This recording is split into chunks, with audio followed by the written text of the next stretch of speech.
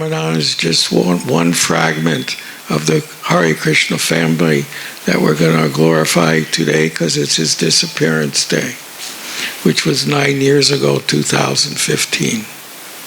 So I welcome you this morning at this function, which was so nicely arranged by Mahadevi. So we should give her a little hand, because she's always caring for the devotees. No matter who it is, she always exhibits her motherly care for everyone, both male and female. There's no discrimination. So thank you for coming. So I'm just trying to find where my programs are. Oh, first we should read a little bit what Prabhupada says about Vrikesh Pundit and why it's important to Brahmananda. So, Srila Prabhupada says in the Gora Gandosha Deepika 71, it is stated that Vrikesh Pundit was the incarnation of Aniruddha, one of the quadruple expansions of Vishnu, Vasudev, Shankarshan, Aniruddha, and Pradyumna. He could dance wonderfully for 72 continuous hours.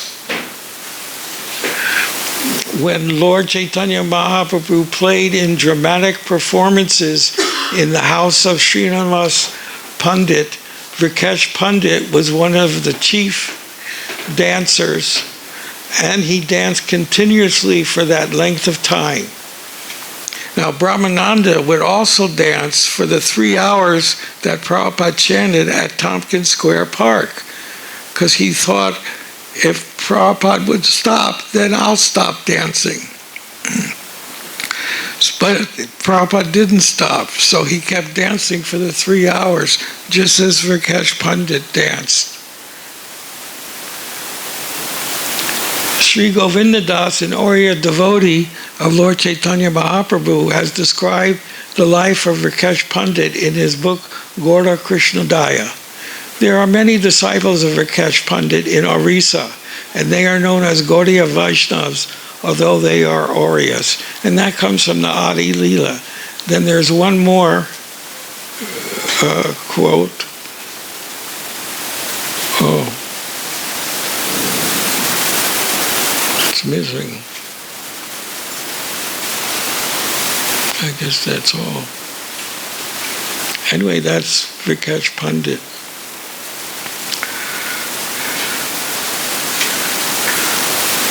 Then I thought you'd all like this very nice photo with Gopal, who's recently left his body, and Brahmananda.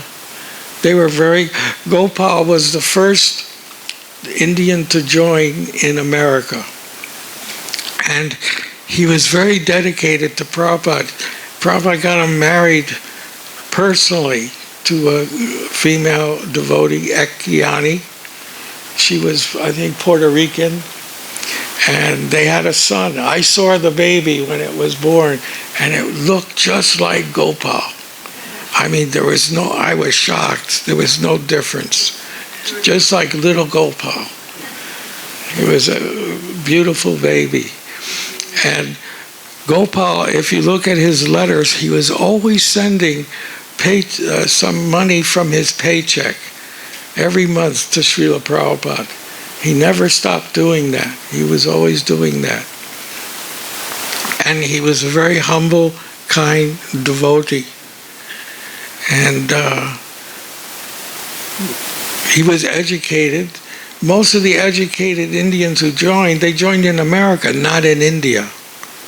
We didn't get very many, because nobody wanted to give their son to become a sadhu in those days. Now it's changed, but in those days, it was very difficult in India to get converts. Now, where's my other? Oh, we're going to see short videos of Brahmananda.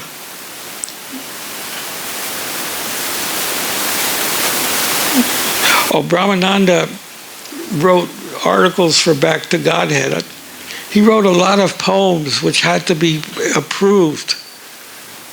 So I gave a little list of some of the poems, mostly in 1966 and 67.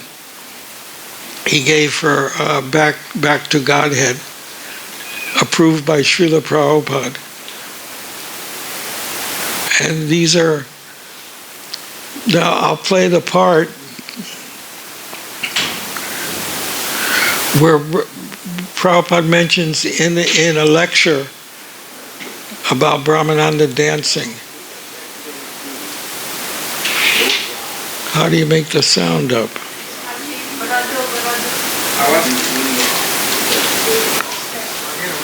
Start it over again, Gargamuni. Yeah, because it's very short. Louder. Now, you can practically see Louder. those who are old members. Louder. We So I can't hear in the began back. in this New York, in that storefront, simply by chance. So, I did not drive you American boys and girls to come after. This is the only asset was chant. The Tompkinson, this Brahmananda Swami, he first came, dance with my chant. He and Chidananda, that was the first dancer of our Krishna conscious movement. Yes. And I had no Vedanga. That was what is that? The little drum. So I was chanting Hare Krishna from 2 to 5, 3 hours. And so many boys and girls were coming and joining. And there was first photograph in the Times, New York Times, they appreciated. And people also appreciated. So this chant, the beginning was only chant. There was nothing more. At that time there was no program of prasad distribution. That later on it came. So we should always be confident that this chanting is not a vibration of this material world. This is not vibration of material.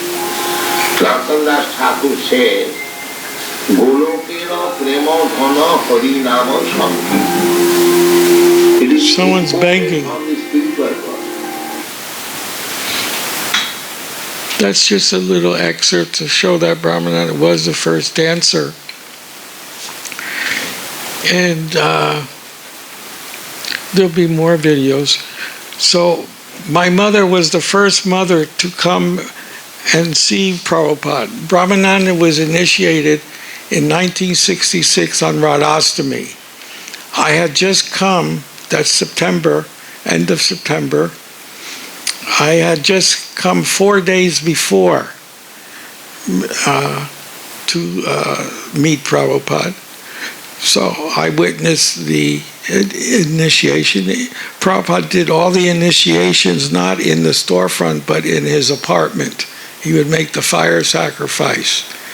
And there'd be one time I remember we did a fire sacrifice and there was smoke from the bananas and the burning grains, and the fire department came. And they came with their big hoses, with their axes, ready to break the door down, and this and that. We said, no, this is a fire sacrifice. You know, somebody called the fire department. So it was a big thing. So my mother, she came, and that's where Prabhupada made us bow down and offer our obeisances. Of course, she didn't like that. She was actually shocked. And so Brahmananda talks about that. I was telling her about it, she wanted to see what... And then my brother came and joined me also. She wanted to see what we were getting into. So she came one evening return. And by that time I had also already been home to visit her. And she said, we were strict vegetarian with the food that she cooked, and the pots were contaminated, she was contaminated, the whole house was contaminated. So, Thank you. What's happening here.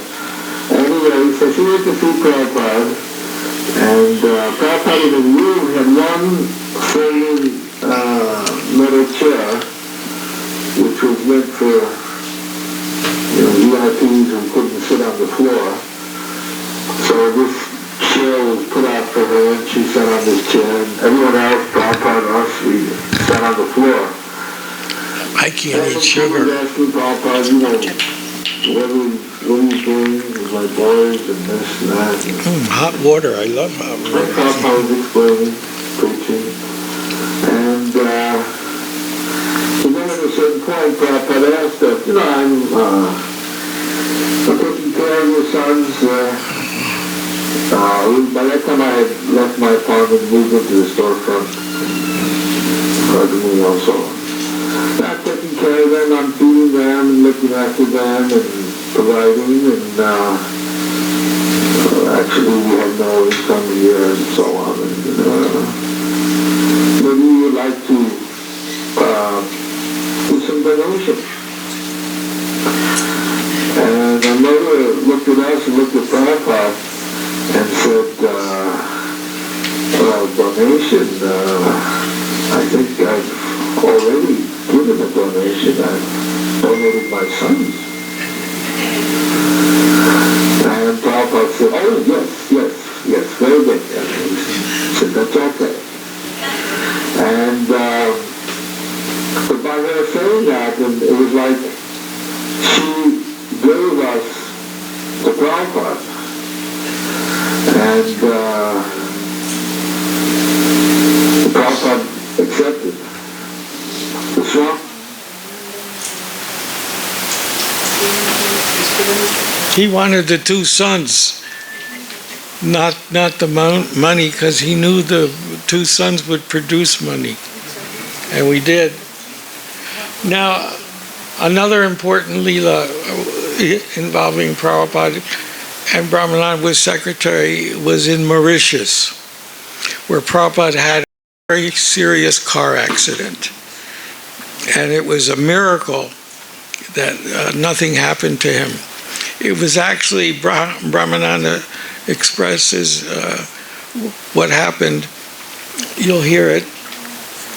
But Prabhupada, all of a sudden, like a second before the head-on collision, because one man was driving on the wrong side of the road, because in South Africa they drive on the opposite side as Mauritius.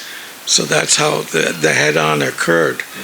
So Prabhupada moved his walking stick to this front and wedged it in between his body and the front chair.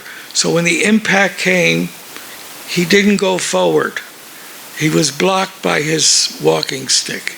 And that happened a split second before, as if it was planned that way. So Brahmananda will talk about this.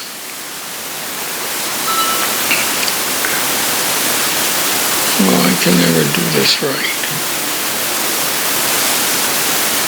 Anyway, so there were some days where there was really no programs scheduled. So Prabhupada thought we'll go for a ride. We had this big limousine there, and he had nothing to do. It was the Prime Minister's limousine. So, let's go for a ride. It was lent to Prabhupada. And so we arranged it all, and Mauritius is a very scenic, very beautiful place. It's kind of pristine island.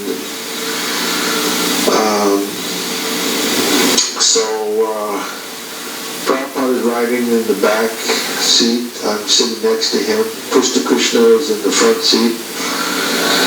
The driver is driving, and we're whizzing along. It was very pleasant. These sea breezes, the beautiful ocean,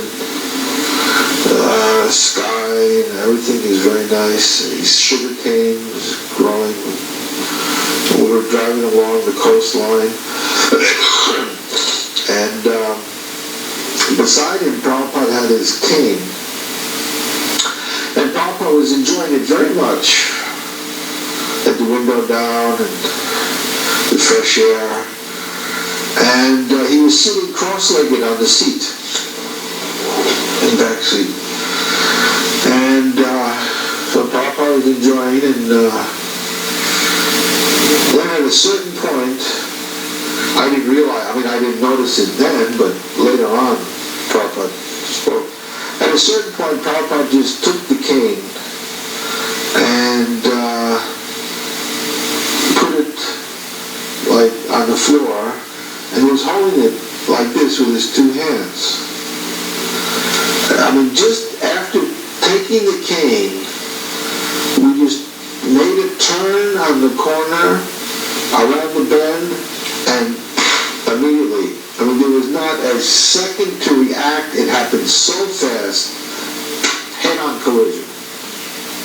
What it was, we found out, a tourist from South Africa was driving on the wrong side of the road, and that was it.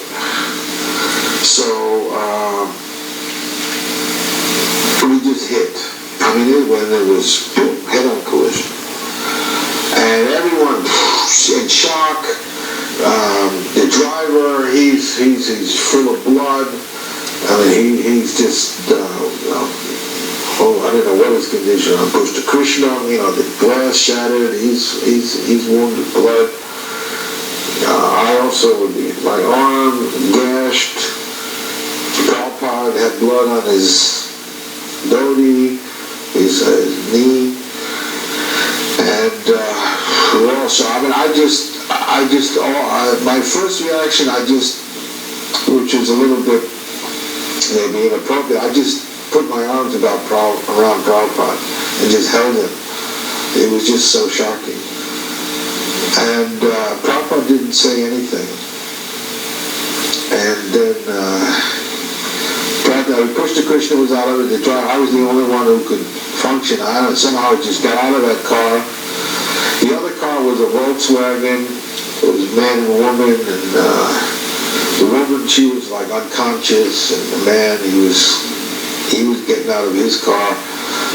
And anyway, I realized I got to get Prabhupada out of here, and I didn't know where we were, and I didn't know where our house was. I didn't know anything. And anyway, then after a while, a car comes by, and now Mauritius, of course, is it's an Indian place, and there are very few Western or white people. So anyway, this other car, the car that we had, there were white people. The car that also came, there were white people there. So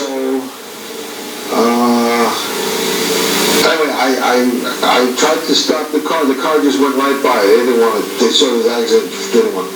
Anyway, then another car came by. And this time, I stood in the middle of the road.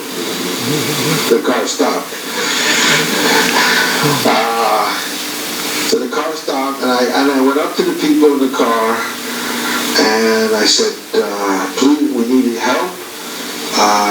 My grandfather, I don't know what to say. I said, my grandfather is injured, an old man. Please, you have to take us to the nearest hospital. So they said, okay, but they also saw the other car with the woman. The woman they saw Prabhupada, they saw he was an Indian. Then they see this woman, she's unconscious, she's full of blood. Prabhupada just had a little bit of blood, but she was really bad. Volkswagen, head-on collision. So, and then the other man wanted for his wife, he wanted attention for his wife. So we were competing, and so they were saying, well, maybe we should take her first, because they didn't have much room. And I said, no, you take us. And the other man said, no, we want to go. And I just slapped the car. I said, you're taking us, and you're taking us right now, and let's go. There's no. So they said, okay. And so I took Prabhupada out of the car, and we went and took. I mean, Prabhupada was absolutely silent, never spoke a word. I put him in the car, get in the car, and then people start driving. And anyway, we're getting in the car. And the only reason they were taking us because I forced them. And we get in the car, and they said, well, we don't know where the hospital is, and this and that. And anyway, we're going over here to our hotel, and you can go to the hotel. And I said, no, we want to go to a hospital right now. And so Prabhupada didn't say anything, so I knew whatever I was doing, Prabhupada was agreeing to, because he didn't say anything. So, but then I could see these people weren't helping us, and they didn't even want to take us, they didn't want to find the hospital, they just wanted to go there. So I realized being with these people, this is not good. I just told, all right, stop the car, they're not going to help us, stop the car. And they stopped the car, and I took Paul, we got out of the car, and then they left, and there we are, standing in the middle of nowhere, and I didn't know where to go again. I mean, lost, and then another car comes along, and I stopped that car, but this car had 3 Indian guys in it, and they saw Prabhupada, how they were, offering respects and Swamiji, and I said, here, take us to the nearest hospital, we'll go to the nearest hospital. Then Prabhupada said, no, take us home. No hospital. So I didn't even know where our home was, and we had to. Eventually, they could understand where it was and so on. And so anyway, they were very happy to take us immediately home. We went all the way on the other side of the island. I mean, it was quite a drive. So we go home, and the car pulls in. Harikesh Maharaj was there. He didn't come with us. He was doing the transcription. He stayed back. I mean, he didn't know because we left in a limousine and we came back in this junky old, with 3 Indian boys, a junky old car. And then Prabhupada gets out of the car and there's blood on his door. I'm like, he's just shocked. And Prabhupada's not speaking anything. Just goes into the house, sits down in his place. And so we had to dress. There was a wound. We had to dress the wound, clean it, and then so then Prabhupada was saying that now he wants to go back to Bombay. Prabhupada never wanted to leave Bombay anyway, even for any other trip, because Prabhupada was very much concerned with the Bombay project, getting the land free, fighting all the government, the municipality, the local politicians, the residents, the seller. I mean, it was just a constant battle, required constant supervision. Prabhupada had to do that.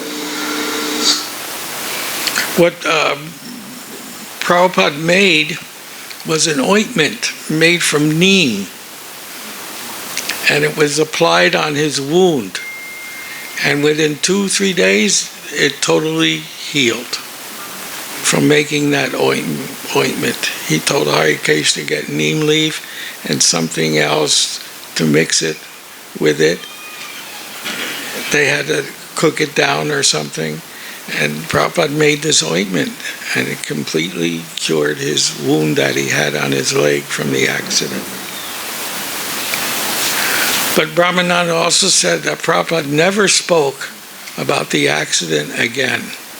That's how serious it was.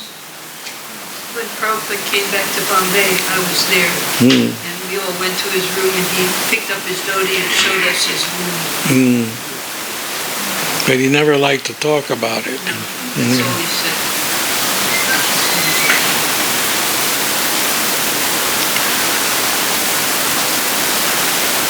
So Brahmananda, on the 40th anniversary of this Krishna Balaram temple, Brahmananda was the MC. And he makes a very important point about this Krishna Balaram temple, that it's mentioned in the last chapter of the 10th canto that Prabhupada translated, the 13th chapter of the 10th canto. And it's very interesting what Brahmananda says that's in the Bhagavatam at this 40th anniversary. I want a specific answer. What Prabhupada said, actually he wrote in his purport, Srimad Bhagavatam. Prabhupada says, who created? First of all, creation, what does creation come from? Lord Balaram. Huh? Lord Balaram. No, well, what prompts creation?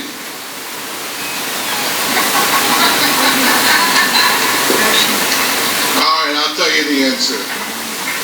Desire. First you have to have desire, then you create the thing. So, in Srimad Bhagavatam, 10th canto, chapter 13. Chapter 13 is stealing the boys and calves by Brahma. What's the significance of this chapter? Stealing the boys and calves by Brahma.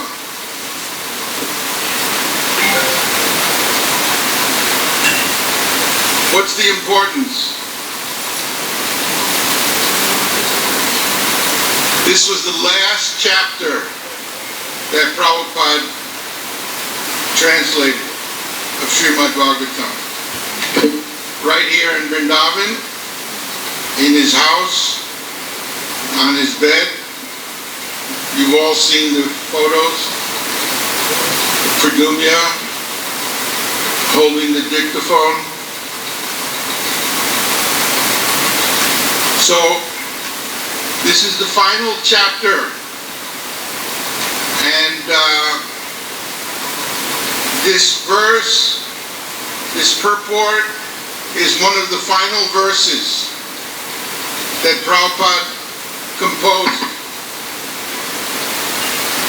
So, we should think, the final words are most important. So in this purport, Prabhupada reveals, he talks about himself, which is very rare. Prabhupada in his purports hardly ever wrote about himself. He writes about himself, and he writes about the Krishna Balaram Mandir. So the verse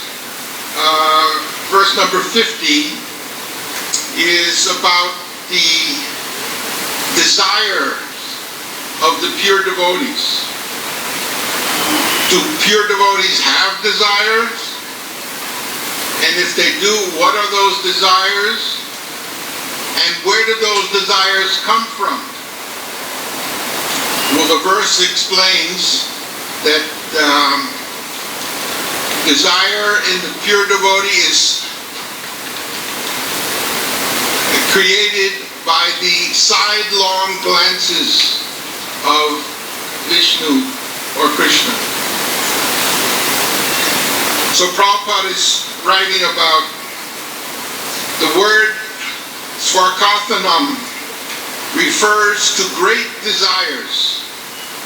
As mentioned in this verse, the glance of Lord Vishnu creates the desires of the devotees.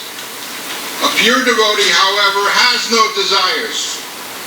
Therefore, Sanatana Goswami comments that because the desires of devotees whose attention is fixed on Krishna have already been fulfilled, the Lord's sidelong glances create variegated desires in relation to Krishna and devotional service. In the material world, desire is a product of Rajaguna and Tamaguna. But desire in the spiritual world gives rise to a variety of everlasting transcendental service. Thus the word Swarkarthanam refers to eagerness to serve Krishna. In Vrindavan, there is a place where there was no temple, but a devotee desired, quote, "Let there be a temple. Let there be seva, devotional service," unquote. Therefore, what was once an empty corner has now become a place of pilgrimage. Such are the desires of a devotee.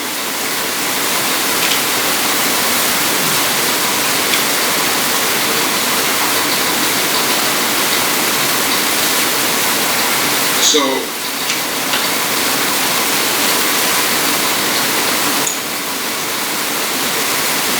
we may think that we constructed this temple and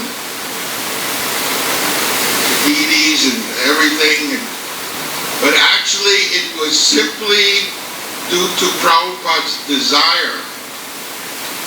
He wanted a temple in Vrindavan,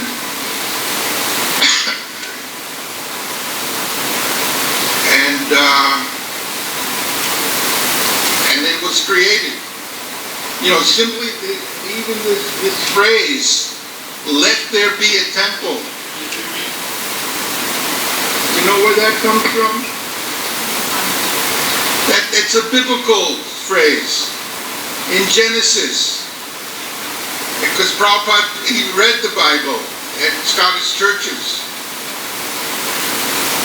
"Let there be light," and there was light. "Let there be creation," there was creation. "Let there be a temple," and there was a temple. So it was, Prabhupada and he refers to himself as a devotee. He doesn't, in the third person, he doesn't even refer to himself in the first person. He's so humble. So because one devotee desired, even it was a vacant place, now it has become a place of pilgrimage. And we can see that in Prabhupada's entire history, his career, that everything happened because of Prabhupada's desire. We couldn't see that. He didn't reveal it to us. But otherwise, how did these happen? Otherwise, you have to call in miracles. Like I can tell you of Prabhupada, Brahmananda is mentioning about Macmillan. That's another, miracle. How the Bhagavad-Gita got published. I mean, that in itself is a fabulous Leela of Prabhupada.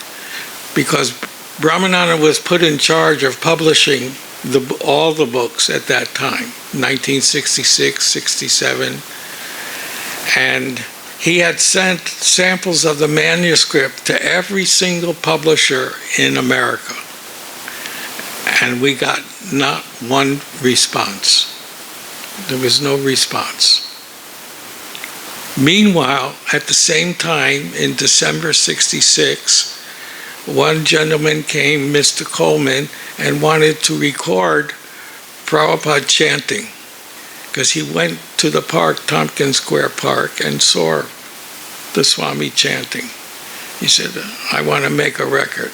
But Prabhupada wasn't very interested. He wasn't interested in records because they listened to one record and they listened to another record. So what's the sense?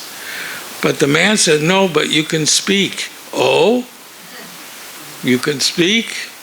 Because this man made records that people could speak on. He made a record of Malcolm X and some other famous people. He was a small record producer. So meanwhile, this record was going to be recorded, but Prabhupada didn't have a mridanga. The night before, an African man came with a wooden mridanga, and we asked if we could borrow it for the recording. He said, "Oh, sure." I mean, it's as if Krishna brought the mridanga. I mean, our favorite words in those days, Krishna provides. Because we saw it happening in our very own eyes. Things that shouldn't have happened. Somebody all of a sudden brings a mridanga, and it was one of these big heavy ones with blocks of wood that you could change the sound of the drums. And Prabhupada played with it and practiced, and right away he knew how to play it. And so we took that and made the recording. And it came out perfectly without any rehearsing or anything. I don't know if you've heard that record before. Brahmananda wrote Mr. Coleman and had one sent here. It's in the museum. You'll see it. Krishna Consciousness. Mr. Coleman is still alive. Sarup just told me. He's 92 years old. You know. So anyway, we made the record. Then how to get the record advertised so people would buy it. So I thought of going to this very progressive radio station called WBAI. It came on only at night. About 12 o'clock it would come on. And because all the other radio stations were off, plus they had their antenna on the Empire State Building. So that station could reach South America and even London, as far away as London. You could get it on your radio. So I thought I'd go there and have them play the record. You know, I mean, they had all kinds of people. They had Bob Dylan on. They had all these famous artsy people. It was like a talk show, and they play a little music and smoke a lot of ganja. A lot. So I said, okay, I'm going up there at 11 o'clock at night. I said, keep the storefront open because I'm coming back. So I go up there with the record, and I open the door, and all this ganja smoke comes in my face. So I said, I have this new record that's fantastic. And they started playing it, and because they were on ganja, they started getting into the chanting. And they played, and I started getting woozy because I was tired anyway, because I had to go to sleep early, and the ganja just made me more sleepy. And I just fell asleep, but I gave all the information where they could get it, and they played it the whole night. Until 6 in the morning, 7 in the morning. I got up, I had my head down, I said, what time is it? Oh no, I got to get back to the temple. And I said, did you give how much and where to send it? They said, oh yeah. So I go back to the temple, and about a week later, we get a box from a courier, and it's full of letters, people wanting the letter, wanting the record. So we were shipping out all week. And all of a sudden, we get a letter from Macmillan. It was on Macmillan letterhead. But it was from an accountant who put a check for $3 for the record. So I said, so Brahmananda thought, maybe I should show this to Prabhupada. Something told him to show it to, don't send the record, show this to Prabhupada. Something in his heart told him. So he went upstairs, showed it to Prabhupada. I said, this is a letter, someone ordering the record. And Prabhupada said, you go there and bring the record. But he's only an accountant, Prabhupada. Well, you know, he can't do anything. He said, no, you go there and you will see. You go there and you will see. That's all he said. So Brahmananda takes the record, goes there, and this man is sitting in a little cubicle, glass cubicle. Brahmananda said, should I bring the manuscript? No, he didn't bring the manuscript. Prabhupada said, no, just go. Yeah, he Wow, I'm not going to go without the manuscript. But no. He said that story. Because he's, should I bring the manuscript? And Prabhupada said, no, just go. yeah, you just bring the record. That's what he said. Just bring your record and you will see. So he's in the cubicle talking to the accountant. You know, in those days, we used to buy our clothes at the Salvation Army. So he was wearing these big pants with suspenders. And so this very well-dressed man, his name was Adam Wade, he was in charge of the Oriental catalog from Macmillan. So he just comes walking into the office with all these cubicles, and he sees a strange man with a shaved head, with a little thing on his head, sitting in an office with the accountant. Well, why is that? So he goes inside, and he introduces himself, and Brahmananda explains, I have this record, I'm just bringing this record. He said, I'm Mr. Adam Wade, I'm in charge of the Oriental catalog. And so Brahmananda says, I have a manuscript of the Bhagavad-Gita. And Mr. Wade, he goes, what? He repeats himself, Brahmananda. He says, I have a manuscript of the Bhagavad-Gita. Oh, you bring it right in. We're ready to print. I need one right away for our catalog because I don't have one. And that's how it started. Just from the record, the Bhagavad-Gita got published. But it took a little while because we had to cut down the manuscript from 800 pages to 250 pages for a paperback version. But Prabhupada, he accepted. Now we'll put out the paper and later on we'll do the expanded version. And that's what happened. So that's how Bhagavad-Gita got published. And that really, and we got them before any of the stores did. We got the Bhagavad-Gita, and I put them in the stores before Macmillan did. I went right out to all the stores, and they were selling like hotcakes. They were selling very well. They were only $2. They were $2.95 for a pocketbook version, and the hardback version was $5 or $6.95. It was very cheap in those days. And we bought them from Macmillan for $1.60. So we were able to wholesale them to the bookstores. So I sold them to about 10 or 12 bookstores, and they were selling. So that's how the Bhagavad-Gita got published. So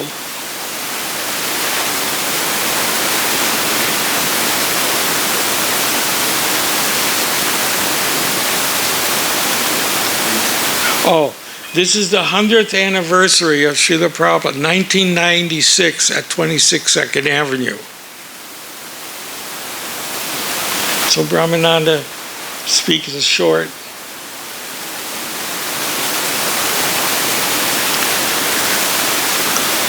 Tells some short leelas. Now I noticed one thing, I just noticed that the sink is not there. There was a sink there. So that sink was very important. There used to be a sink right there. Prabhupada used to sit right here on the platform because when Prabhupada would cut the apple, the sink would be on that corner where the window is, a big sink. Skin it just. That's where I took my bath every morning. And it would be passed around. Because Prabhupada said that. And he would just put it in and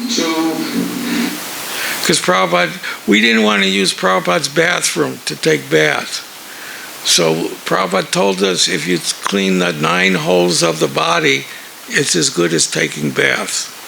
So at the sink, we would clean the 9 holes of our body. And it had a little drapery, so you had privacy.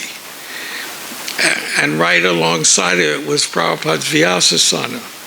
So Brahmananda tells the story about that sink, why it was important. And then somehow he was able to separate the core and the skin and so on.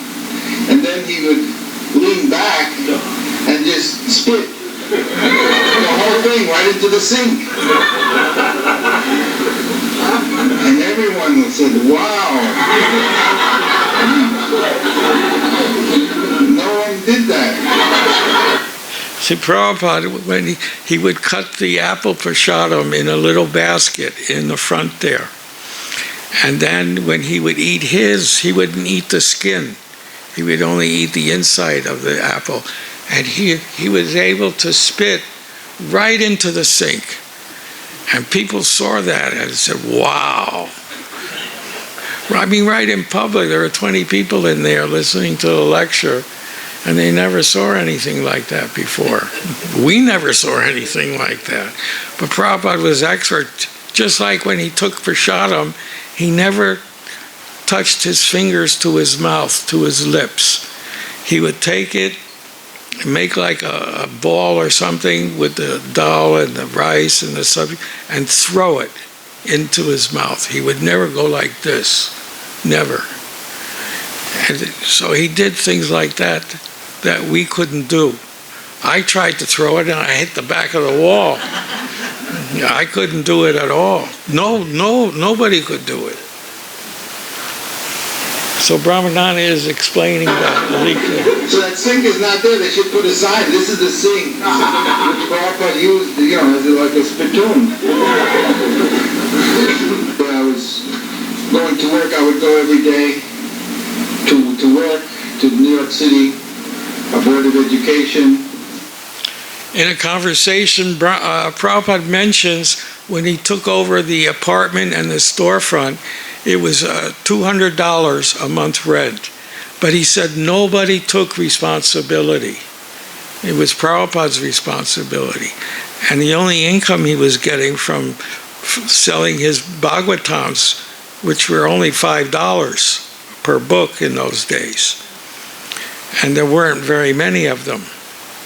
And he would get some odds and ends. When he'd pass around the basket, when people would take the apple, they would put in a quarter or $1. I mean, there was nothing, If you look at Prabhupada's diary, his personal diary, he would say, donation $3.75 or something. I mean, there was nothing. So nobody took responsibility. But Prabhupada says when Brahmananda came, I got relief, because Brahmananda would give his full paycheck, $400 a month. And that paid for the rent and the gas bill and the telephone bill. So he took responsibility. And that's why Prabhupada made him the first temple president in 1966, in November. And that's when I applied for the tax exemption from the IRS. In November, we got the tax exemption, and that made Prabhupada a bona fide minister of religion recognized by the federal government, which in turn stopped us from getting drafted into the army to go to Vietnam and fight. We didn't have to go to Vietnam then, by 1969, because everybody was getting drafted. If you didn't have a job and weren't going to school, you got drafted. I got drafted, Tamal got drafted, everybody got drafted. Some people had to leave America, like Jayapataka, Achyutananda, they left America.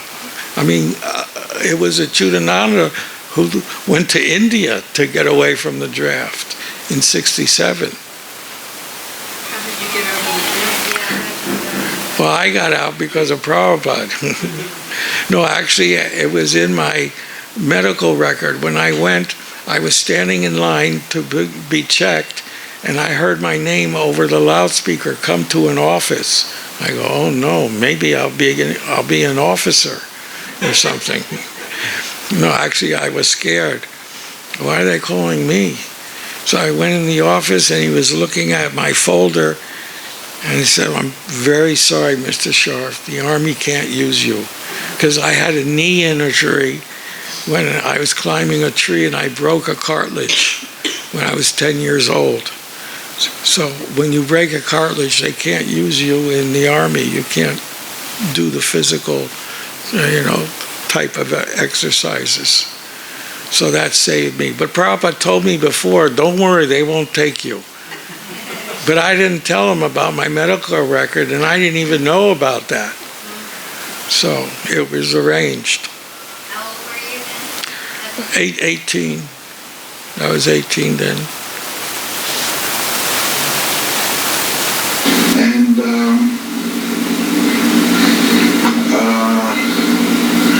one day I saw there was a newspaper just lying there in the subway. I wasn't reading it, I'd stopped reading the newspapers. There was a New York Times and there was a picture of Dr. Radhakrishnan. And I just snatched it up, I started reading, and it was Dr. Radhakrishnan retires. He was the president of India, and Dr. Radhakrishna was important in the early days in ISKCON because Prabhupada used his translation of the verses to read the verse when he would give class. And Prabhupada said the verses were 95% correct in translation. But he said, don't read the commentary. So we all would go out and buy Radhakrishna's Bhagavad-Gita so we could follow Prabhupada's what verse he was on. Otherwise, we didn't know what verse he was on because he translated his own verses. So there was no book for that. And so Dr. Radhakrishna was very important. And previously, historically, he had met Prabhupada and promised to join him in preaching Sanatana Dharma all over the world when he retired from the presidency. He was the first president of India. So that's why it's mentioned here. I ran back to the temple with it to show to Prabhupada because Prabhupada had been telling us all about Dr. Radhakrishna. He had so much contact with him, and he had asked him to, join in this movement. And Dr. Radhakrishnan was the, Pakka Mayavadi, the deluded scholar, who said not to Krishna, the unborn within Krishna. And Prabhupada said so many things. And but Prabhupada had told us that he had invited Dr. Radhakrishnan to preach Krishna consciousness. And Dr. Radhakrishnan told Prabhupada, when I retire, then I will do it. And here I am riding on the subway to New York on my job, and there's the newspaper right staring me in the face, Dr. Radhakrishnan retires. So I took the article, and Prabhupada wrote him a letter inviting him to take up Krishna consciousness. And but whatever happened, nothing came of that. But then later when Prabhupada went to India on his tour of South India, he went to see Dr. Radhakrishnan. And you know the story, how he was incapacitated and so on. He had gotten a stroke, and he couldn't even speak. He was paralyzed. And Prabhupada said, he cannot speak because he is Mayavad. This is what Krishna is. He spoke so much nonsense, and now he cannot speak. My roommate from college, I was living on 6th Street, and he came to tell me that we used to go to Ramakrishna, or the yoga. Brahmananda is telling how he came to meet Prabhupada, which is much like Prabhupada's story, how he came to meet Srila Bhaktisiddhanta Saraswati through a friend. So Brahmananda met Prabhupada through a friend of his, a college friend. The same as Prabhupada. Places together, and he said, I just went to a very Swami, but very unusual. They would be singing and dancing. We were into meditation, singing and dancing. And he said, and he had a big tape recorder. tape recorder, you know. Because we refused to wear a wristwatch, because we didn't want to know what time it was. Those were the hippie days. So, We were against anything electronic except guitar. But he said Allen Ginsberg was there. So he was our hero. So I said, oh, I have to go. So then I came here, I walked over, and I came here and sat right back there at the door, and I remember Prabhupada coming in, the door opened, and Prabhupada came in, and as he came in, he was to get up on the platform, but instead he just stopped, and he turned, and he looked right at me. And I'll never forget that. It's like burnt into my memory that Dinanda is saying hello. Okay. So, anyway, Prabhupada once asked me, he said, how did you join? So, I told Prabhupada the story. It's a very important question. How did you join? I mean, even Prabhupada was interested to know how we joined. He asked me once, this is many years later, he said, how did you join? Maybe it was just you. No. So I told him, my friend, yeah, I guess so. He said, I told him that my friend told me about you, and I came, but he didn't join. And Prabhupada said, oh, same with me. And then he told the story how his friend, I think Narendranath Mullah, brought him to Bhaktisiddhanta, but then he did not join. Prabhupada joined. So then Prabhupada told that story.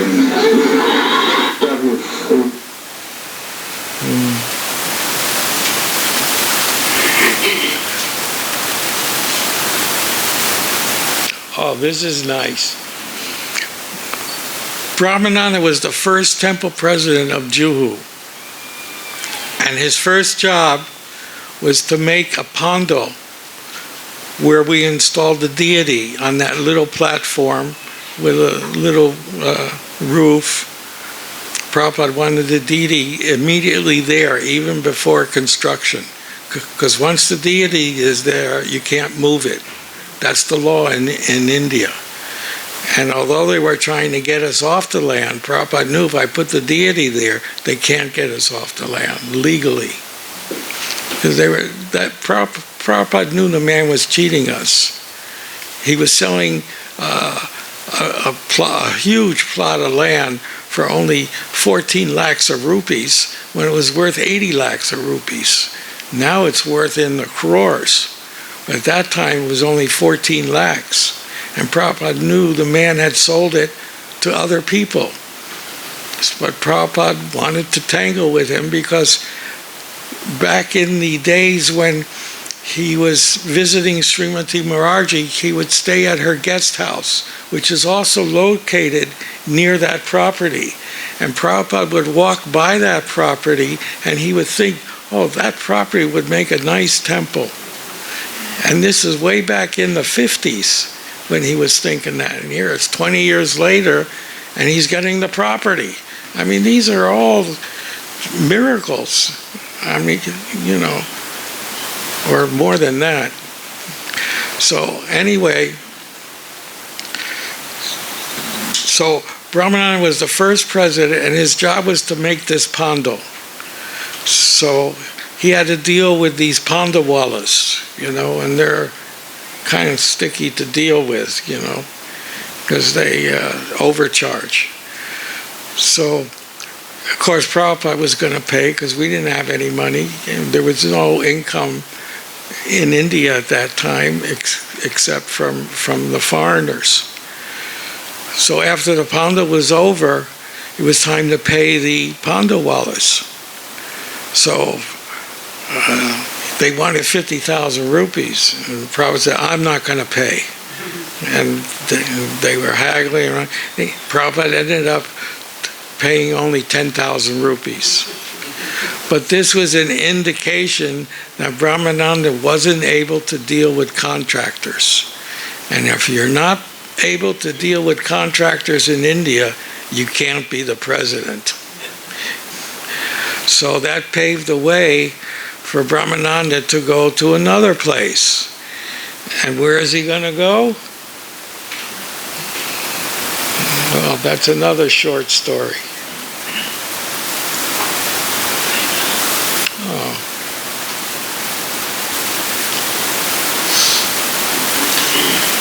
And it's a very interesting story. He's speaking to, we did a 3-hour interview with Padmanabha Goswami. He told us all the secrets about Radha Raman. I have it. It's 3 hours long. You know him? He passed away recently. Yeah. He made a temple here in Vrindavan. And, but one thing, when I came, I wrote a letter to Srila Prabhupada glorifying Vrindavan. I thought it was the most wonderful place. And I wrote Prabhupada a letter saying how nice Vrindavan is. So Prabhupada's reply to me was not, he said that it's very nice that you're appreciating Vrindavan, but better, maybe he saw that I wanted maybe to stay in Vrindavan. He said, but better go to Africa and make a black Vrindavan.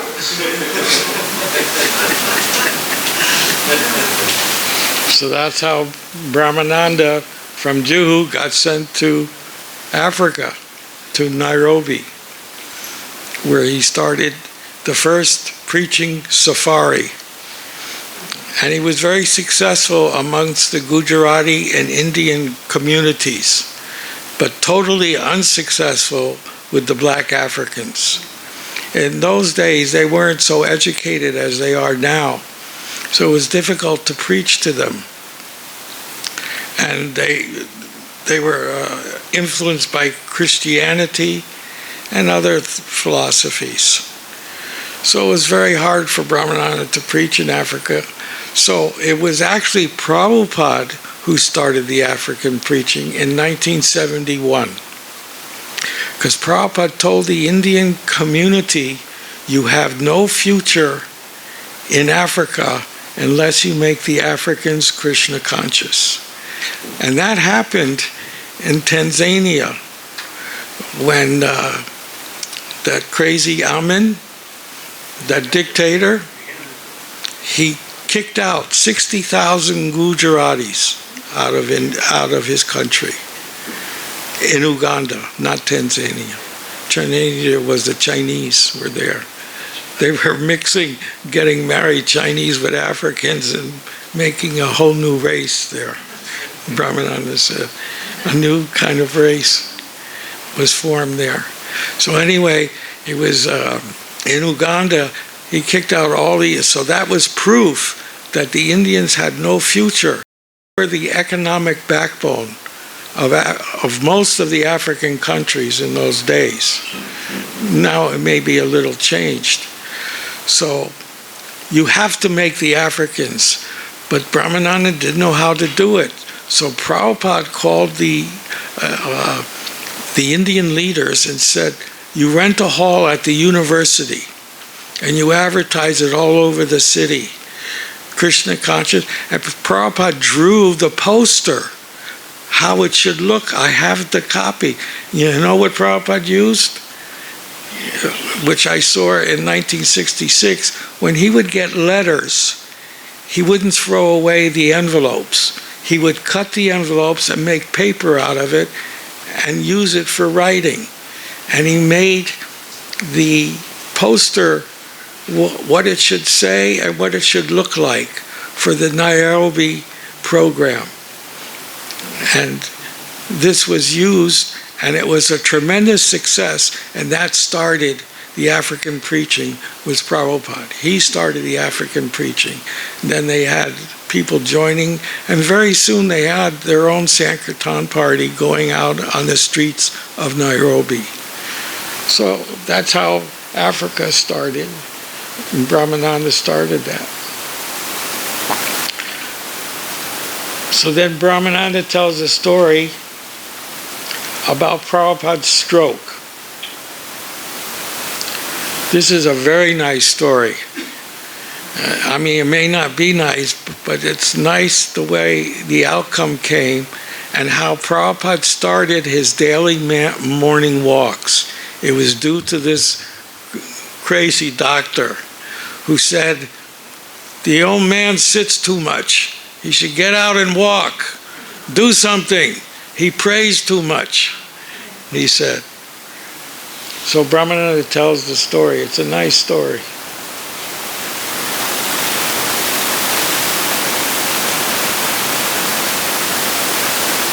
His stroke, it was Memorial Day weekend, and Memorial Day weekend in New York, everyone leaves New York City. It's like it was on May 30th, May 31st, which is Memorial Week, a very big holiday in America. Everybody leaves the city. This is New York City.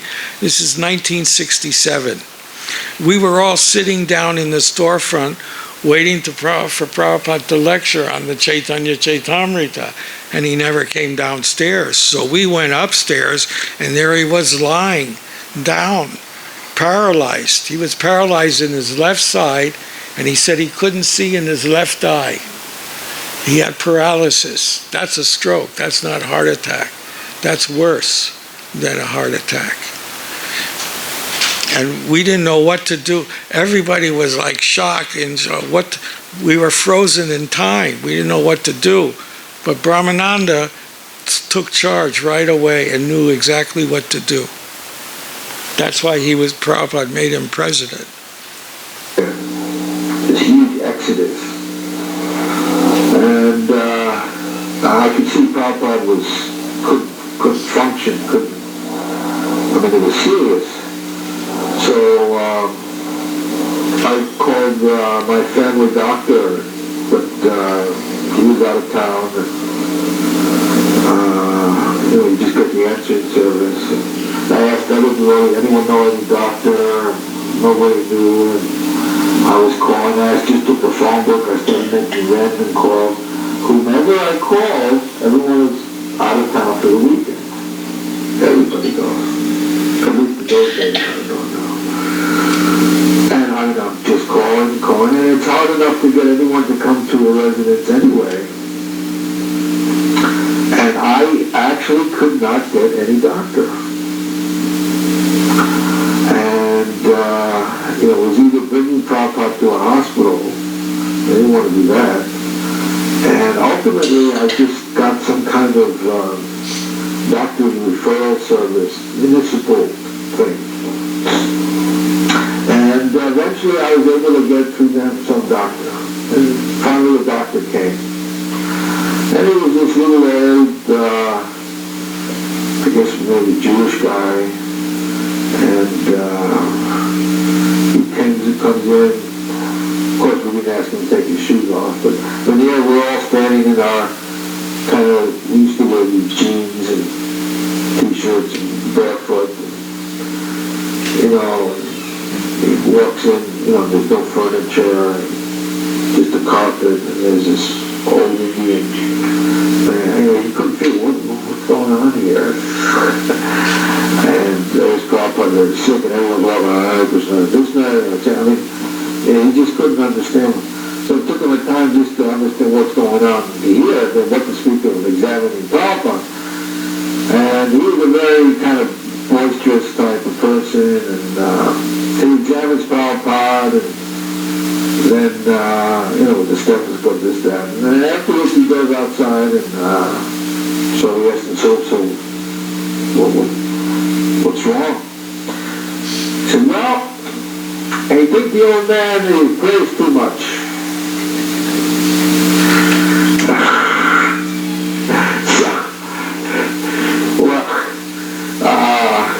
Oh, yeah, okay. So, sitting there praying all day, and he's got to get out. He's got to do some exercise. And Prabhupada could hear him from the other room. Yep, he's got to do something. He's got to exercise. Go for a walk. Got to do something. Go out in the morning. Take a walk. Go to the park. So, anyway, and then he just left, and then we gave this guy, that's all he could say. So eventually we did have to I did put Prabhupada in the hospital, and then that's a whole thing. And then Prabhupada came out of the hospital, and we took him to a house in New Jersey we had rented by the seashore. Anyway, then Prabhupada did recover sufficiently, and then Prabhupada announced that now I would take a morning walk. He said that doctor, he said something very good, very valuable. We all laughed because we thought the guy was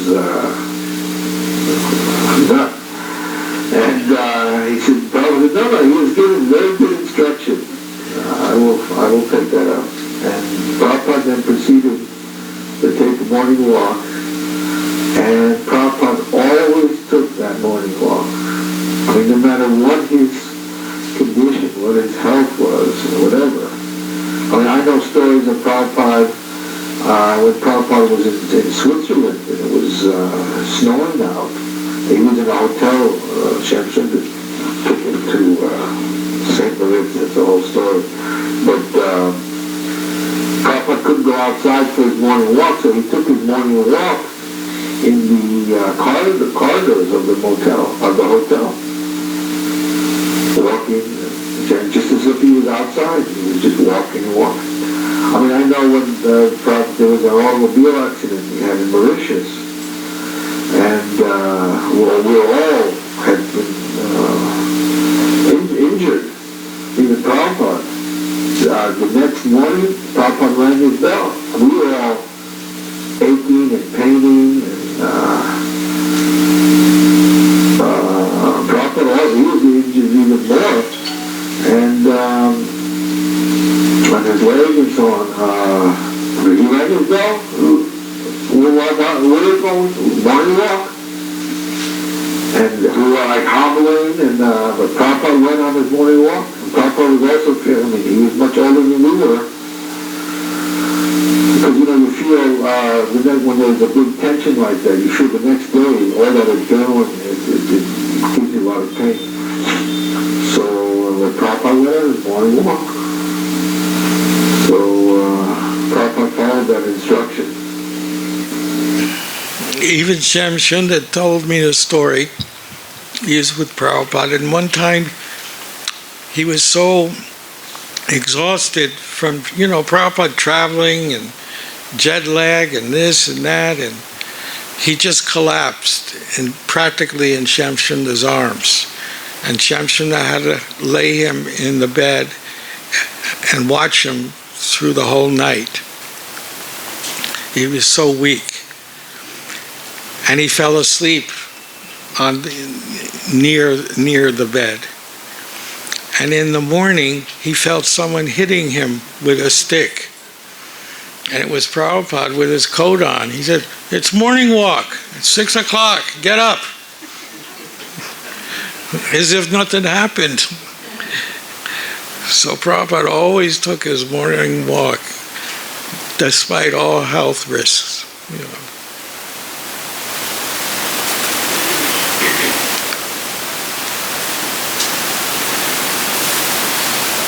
Oh, this is nice. One day, when Prabhupada was at the Boston Temple, Hansaduta got a bus for Sankirtan. And they wanted to take Prabhupada on a ride. But there was no seat in the bus. It was stripped. So they had to put a couch chair, and Brahmananda held it down while Prabhupada sat in the chair, and Prabhupada took them on a tour to the place where the Jaladuta arrived in 1965. And Brahmananda tells that story. It's a very nice story.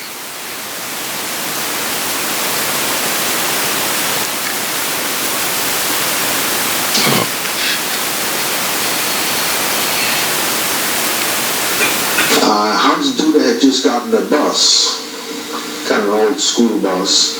It was the first bus in the movement, the first Sankirtan bus.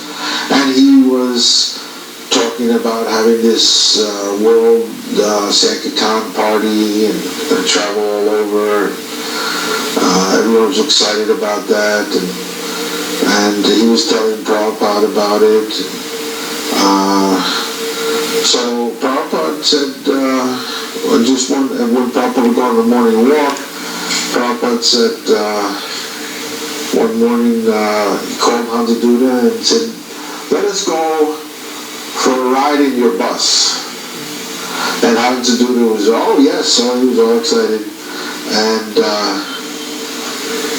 but then when we went out to the bus, we realized Hansa Duda, they had taken all the seats out of the bus. It was just this car. He hadn't yet done anything with it. And Prabhupada couldn't sit like that, and there was no seat. So, I got some chair from the temple, some kind of a chair.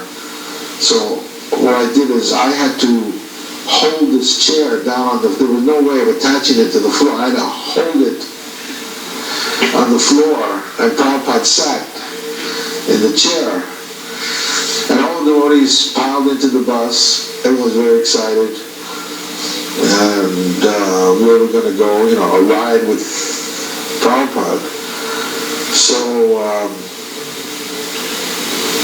when Prabhupada started giving directions, I think Ramandev was driving, and Prabhupada was giving directions, turn here, go on this road.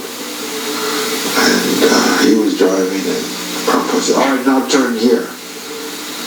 And in this way, Prabhupada was giving all these directions. And everyone said, where are we going? Nobody knew. No one was bold enough to ask Prabhupada where we were going. But Prabhupada knew where he was going. And we're going throughout Boston, and Prabhupada's giving directions. The devotees were all chanting 100 beads. And we go to the downtown area. And finally, we come to the waterfront, dock area. And boom, there we are, Commonwealth Pier. And actually, no devotees had ever been there or even seen it. Prabhupada didn't tell us so many details about, so he was always talking about Krishna. So, and even when we got there, we didn't really fully realize where we were, but this was actually the place where Prabhupada had first entered America. And so anyway, Prabhupada started walking, and we were all clustered around him. The devotees were walking on this big pier, and these big roads, and there's kind of all these warehouses are there, factories and so on, and we're walking amidst all these big buildings, and Prabhupada was preaching, and as he always did on his morning walk, and then he was talking about pure devotional service, very important, pure devotional service. And of course, the word unalloyed, Prabhupada would always use this word unalloyed. And it's kind of an exotic, this unalloyed devotional service. Because unalloyed, of course, unalloyed means alloy, it means a metal where you have alloys. An alloy is metal made up of many different kinds of metals. And Prabhupada was always saying unalloyed. So that meant without many medals, just one medal. So, and Prabhupada was preaching, and he was talking about unalloyed devotional service to Krishna and Lord Chaitanya and so on. And at a certain point, Prabhupada was talking about this unalloyed, and he took his cane and he said, yes, unalloyed devotional service. And he pointed with his cane, and we all followed the cane, and there was this huge sign on this warehouse. It must have been, like 100 feet long, a big, huge thing, the whole building, and it was Unalloyed Steel Company. And we all looked and said, yes, unalloyed. And Prabhupada was using this word, unalloyed. I mean, that was probably one of the first sites he had. And Prabhupada used that in his preaching. And then he took us there and showed us, unalloyed devotional service.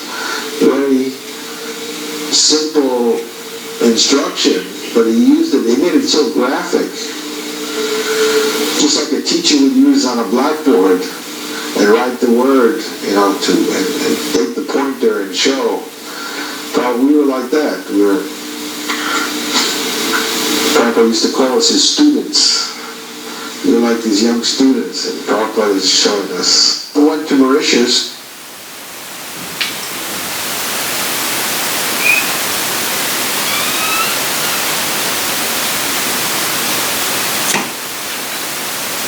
So this shows Brahmananda in the early days at 26 2nd Avenue. It's a short clip.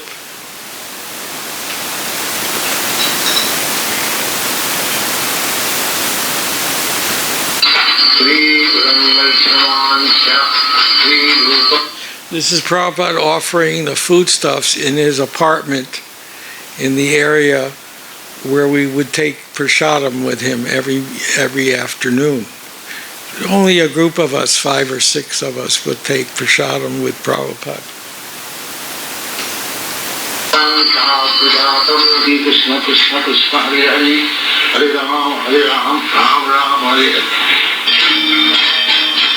This is Brahmananda here. This is me. This is Jodharani. I practice my Krishna consciousness by chanting when I work and on my way to work. And this is what we ask all good people to try chanting. Try it when you wake up in the morning. Try it on your way to work on the subway. I know I chant every day on the way to work on the subway. Other people are kicking and shoving. I'm chanting and I enjoy my subway ride. Here's Sasvarupa. This is Damodar. Harigriva. And now we're going to go uptown to St. Mark's Place to do our kirtan and spread joy and peace to the people of New York. We invite all our friends to join us. Hare Krishna. This is the matchless gifts. This is the old yin-yang drum somebody donated. We use on Sankirtan.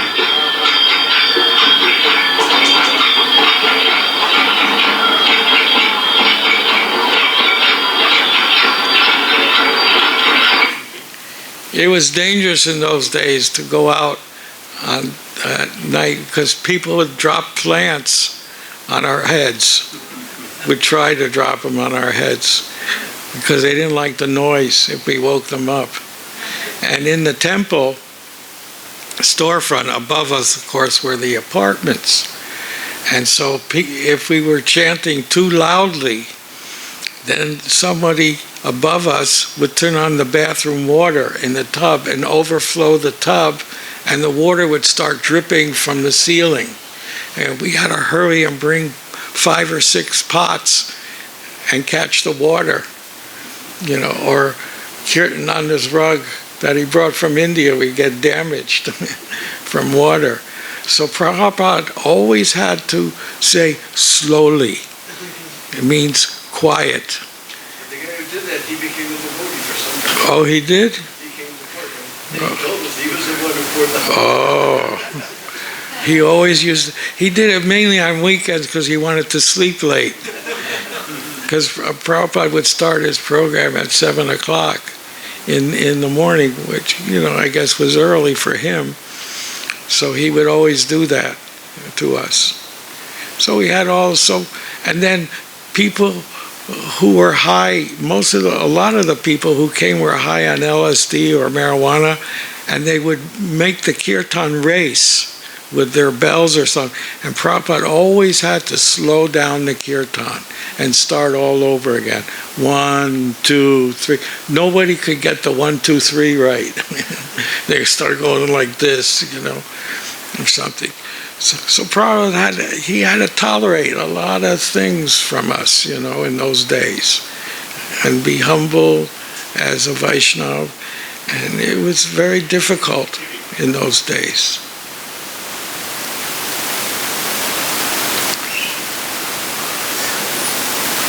So I think I got most of the important things. So if you want to start the offerings, or... I have one from Panchagoda. Okay. I did something.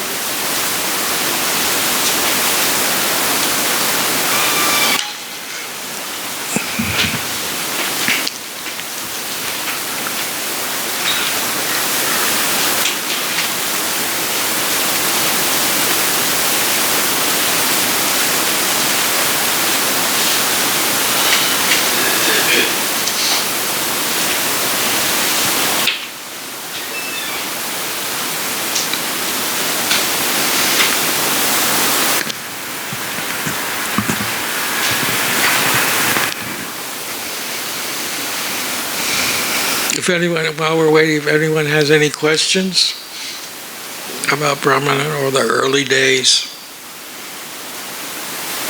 or about Brahmananda, you can answer. Brahmananda Prabhu ki jai.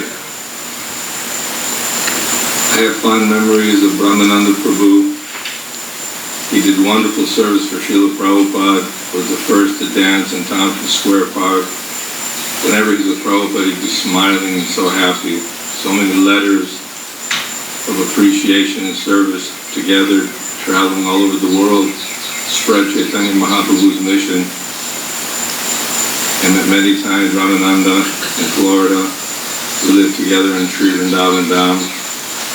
He'd give wonderful classes, especially when there was the incorporation of ISKCON, something about Srila Prabhupada in particular. So he's very dear to Srila Prabhupada, who's dear to Chaitanya Mahaprabhu.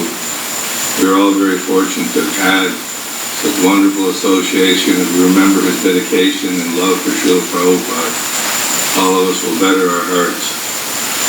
And I like giving him that neck and shoulder massage. He was very solid Vaishnava. So Brahmananda Prabhu is an inspiration for all of us. That love that Prabhupada showed him by his surrender and dedication, he'll show to us as well for our attempt to follow and serve His Holiness Brahmananda Prabhu. His Holiness Brahmananda Prabhu ki. Hare Krishna.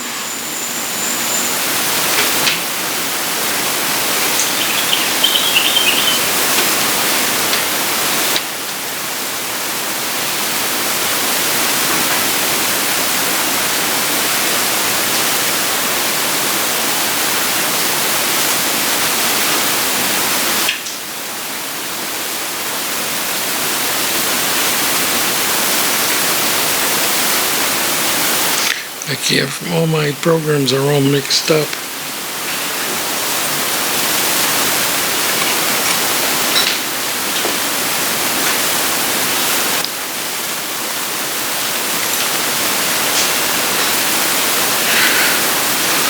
So Prabhupada, when we were in India, he always referred to us to the dancing white elephants. But nobody ever knew what that meant.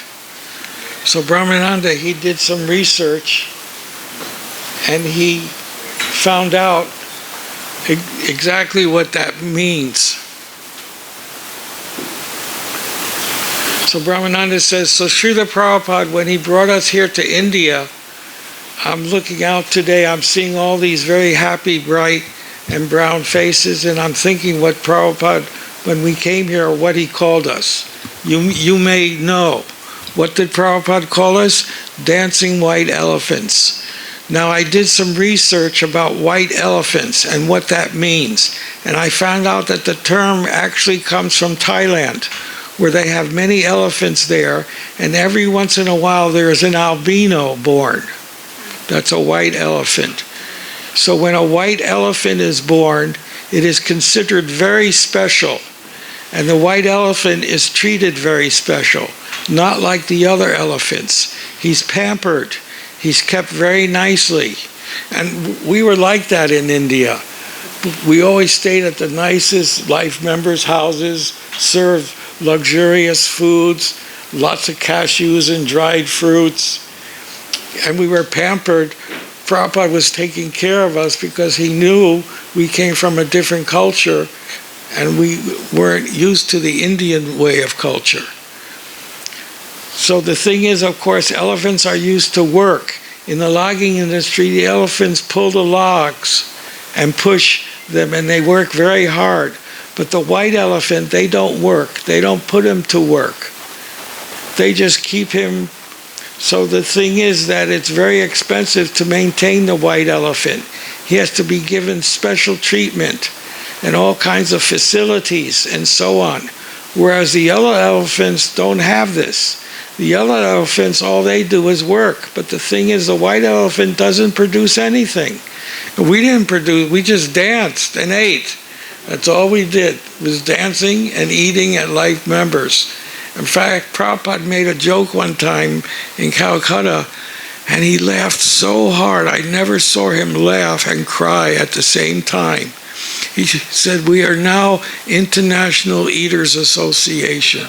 We simply eat and make members. Because back in the Gaudiya Math days, they had to go and preach, go to someone's house and preach and make a member. And here we were just going to life members and eating off of silver plates and making members just by eating. He said, we are now the International Eaters Association. And he laughed so hard, tears came in his eye. I mean, we started laughing too. The white elephant is actually useless, and we were useless in India, totally useless.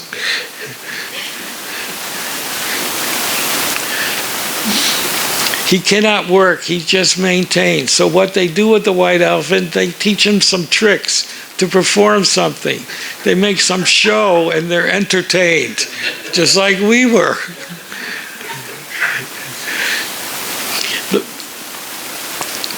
They find it very entertaining to see the white elephant dancing. The black elephant, nobody cares to see the black elephant dance, but the white elephant, oh, that's very good. But the problem is that the white elephant can't do anything else. So it's very apt description, I think, when we came to India. We could not do anything.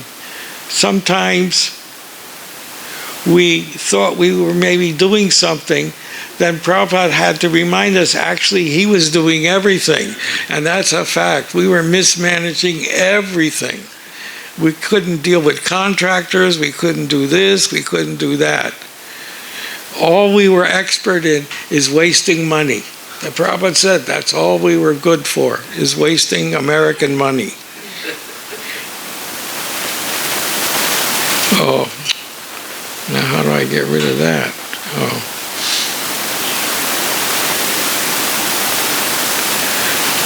Actually, Prabhupada had to manage everything, every last detail, to how to distribute prasadam. Just like Kausalya was saying, Prabhupada had to teach us how to peel a banana, how to eat the proper way. I remember Prabhupada had to teach us how to eat a mango properly. We used to take the Alfonso mango and squeeze it, and you squeeze it and squeeze it and squeeze it, and then you bite the tip off, and then you suck the juice out, and then you peel it and eat it. Prabhupada had to teach us all these things. We didn't know how to do any of these things. less than Sudras. How to peel banana, how to eat the proper way and wash and so many things. So Prabhupada had to micromanage everything. And why? Just so the white elephants could attract the brown elephants now. But this was Prabhupada's mission when he came to India. Prabhupada went to America in 65, 66, then he came to India in 70. When Prabhupada came to India in 70, then he made India his base. That's the thing that changed the whole movement, is when Prabhupada actually changed his whole formula for preaching. Before, he was going to just preach in the West, but he saw that the God Brothers made such a mess of India, because when I came to India in 71, no one even knew the name of Lord Chaitanya in Calcutta. And that's the place of Lord Chaitanya. They made such a mess that there was no preaching. Prabhupada centered his whole energy in India. Not only his energy, but his money. From 1970 to 77, he spent most of his time in India and occasionally would visit the foreign countries for preaching. When Prabhupada came to India in 70, then he made his base. He stayed in India. From India, he would go out and visit the West. So India became the actual preaching ground. Actually, Prabhupada called it saving the Sampradaya. He was saving the Sampradaya because the Sampradaya was lost in India. There was no more Gaudiya Vaishnava in India before Prabhupada came.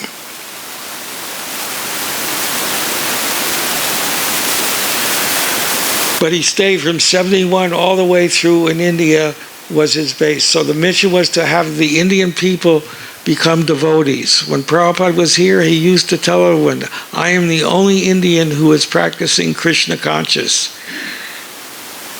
And it was a fact. He said, look at what I've done. I am the only Indian. He used to tell the other Indians, if you join, how much we can do.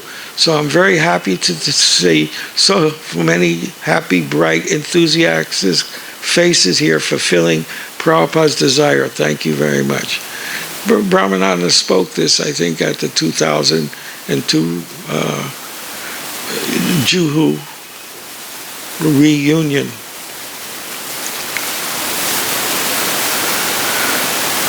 Oh, this is a nice story. There's a video of it. I think I put it on my Facebook the other day of Brahmananda. In Calcutta, I used to make silver-plated items for all the temples in America. All kinds of silverware for offering on deity plates and everything. There was one man I was using, a goldsmith. I used to go there and watch them make the silver. It was usually copper with heavy silver overlay. And I would ship these all over America and Europe. And so Brahmananda ordered some shoes, which I supplied him. And he wanted Prabhupada to put his feet on the shoes so they could be installed in Nairobi. So Brahmananda says, Prabhupada had installed Bangi Bihari in Nairobi, and I was getting offering plates and so on in Calcutta. And I had this idea to get a pair of padam, sadhu shoes, but made of silver and very nicely engraved with Prabhupada's name and founder Acharya. My idea was to take these and touch them to Prabhupada's feet and then bring them back to Nairobi and worship and have on the altar. So one morning at the Guru Puja in Juhu, very ceremoniously, I placed him on the cushion for Prabhupada's feet where the flowers were put. And Prabhupada saw them. There's a video of it. If you go to my Facebook, you'll see the video. And he was approving very nicely. Then he put his feet onto them, and Prabhupada was wearing them. After the morning program, then Prabhupada went to leave wearing the shoes. I just wanted Prabhupada to touch his feet, and I was going to take them, and Prabhupada took them, and I was surprised. Prabhupada could see my surprise, and then he understood I wanted them. So then he stopped and took them off, and I could have them. But he was wearing them very nicely. So there's all these nice interactions. Oh, then when Jagannath first appeared, you want me to still go on? I guess so. When Jagannath first appeared in New York, first the Jagannath deity was installed. The first installed deity was Jagannath, and that was in 1966, March 26, 1967, in San Francisco, carved by Shamsundar. That was the first deity installed. The first deity to come to ISKCON came through Brahmananda and myself, called Madan Mohan, which was in January of 67, just after Prabhupada left for San Francisco, his first trip to San Francisco. This was donated by an Indian gentleman. So the first installed was Jagannath, and then later in 69, Jagannath came to New York. So here, the Jagannath deities that Shamsundar made, he made 4 sets. When Prabhupada came to the airport, we had to collect the baggage. We walked over to the baggage place where the baggage came out. These big wooden crates came, and Prabhupada pointed. There was his suitcase, and then he said, also these wooden crates. Of course, we had no idea what was in them, neither did we ask, and we brought the crates back. So these crates were in the next room, and Prabhupada told us to go and open the crates. So we went and opened the crates, and there were these Jagannath deities, but we had never seen Jagannath in New York, because Jagannath came from San Francisco, Puri. Just as Prabhupada made Vrindavan in New York, he made San Francisco New Puri, or Puri. So we look at these Jagannath deities, we can't figure out. It's not Krishna, what is it? Then somebody was making jokes that these look like a North American Indian totem pole. Actually, when I first came to San Francisco, they had one of those totem poles next to the altar. An American Indian totem pole with different faces of their gods. And so it went along with Jagannath. Later on, they got rid of that. I think Prabhupada said something. Then somebody was making a totem pole, and there's 3 parts to the totem pole. So we're trying to figure out which is on top and which is in the middle and which is on the bottom to make the totem pole. That's what we were thinking. There's the ladder that I was painting the apartment with. I didn't quite finish. And then Prabhupada walked in and he saw us, and we were joking, wow, this is far out, an Indian totem pole. And Prabhupada said, then Prabhupada said, this is Lord Jagannath, the Lord of the universe, bow down. And everybody, boom, hit the floor.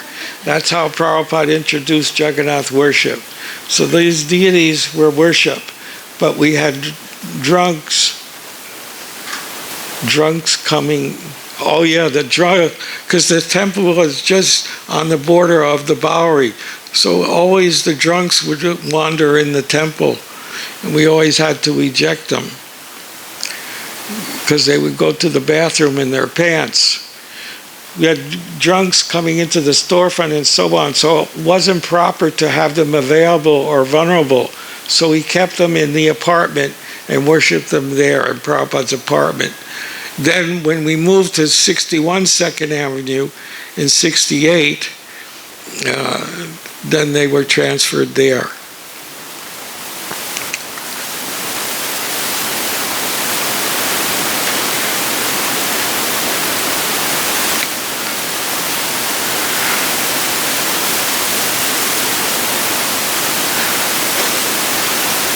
How Gaur Govind enjoyed.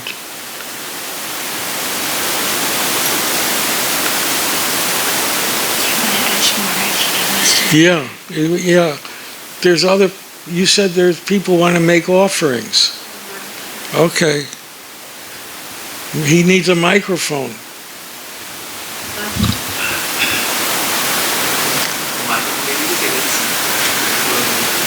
I did enough talking today. Hare Krishna. So, I was always tucked away in Latin America, so I didn't get as much association as I would have liked to.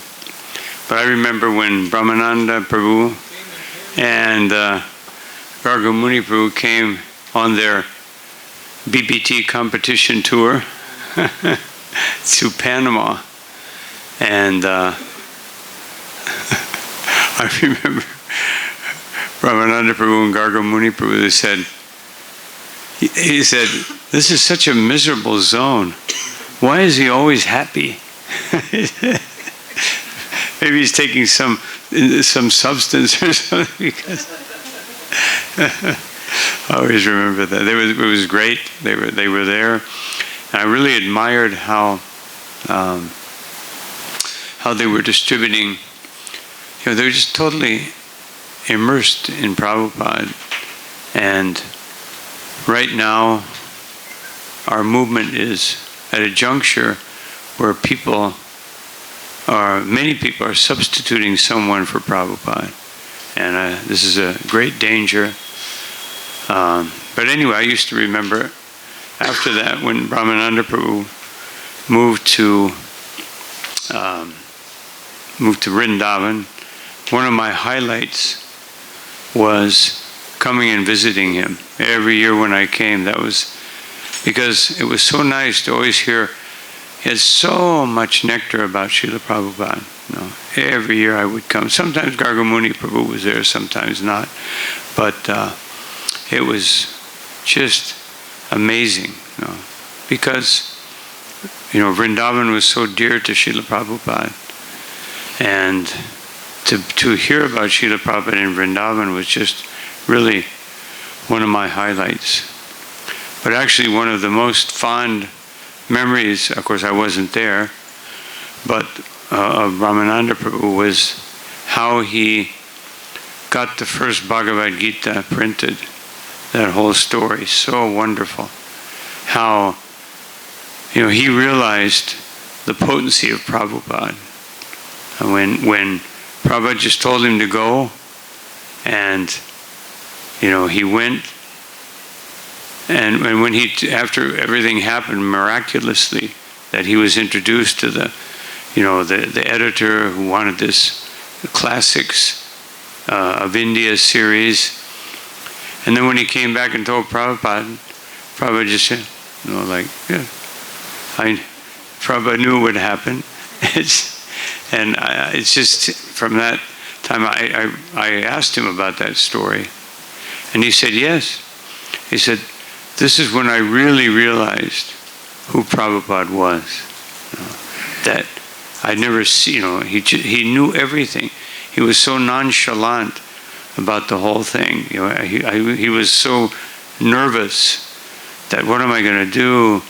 He saw that big building, and then it just, everything happened. And he told me he realized how Prabhupada saw how the movement was unfolding, how Krishna was working right through Srila Prabhupada. And so that was definitely one of the highlights that I found. And when he disappeared some years ago, it was coming to Vrindavan. Of course, it's always wonderful, but I felt a certain emptiness, because it was really one of my favorite things to come and associate with Brahmananda Prabhu, especially when you're a GBC. You're always confronted with so many situations that you have to deal with. And it was always so refreshing. Come to Vrindavan, see one of Prabhupada's first disciples and the one person who Prabhupada really counted on to get everything done even though, as young devotees, we all made mistakes, but, Prabhupada really depended on him, and he was, to me, the cornerstone and foundation of the New York temple. How he was there, how Prabhupada depended on him. And so coming to Vrindavan is always nice. And then to see Brahmananda Prabhu was like just the cream on the milk. So anyway, those are some memories. Hare Krishna. All glories to Srila Prabhupada. All glories to His Holiness Brahmananda Prabhu.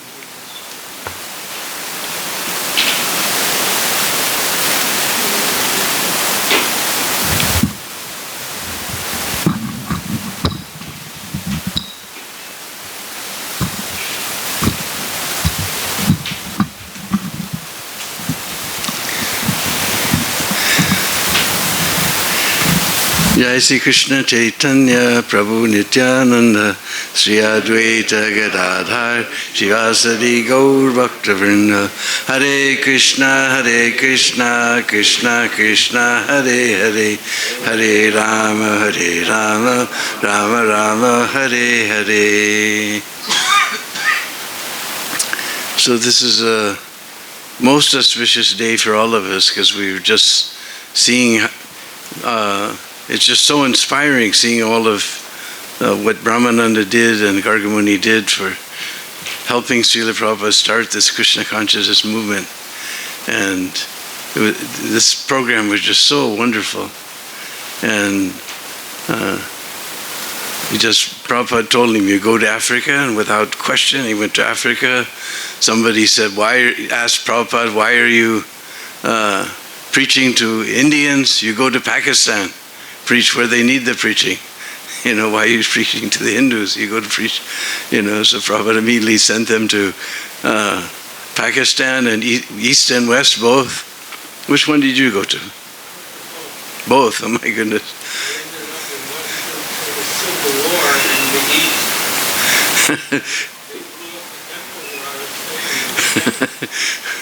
Yeah, it was all of a sudden a war started. Prabhupada, soon there was a war, and then Prabhupada sent another message that don't go now, there's a war going on. They didn't get that message. They went there, came in the middle of this war.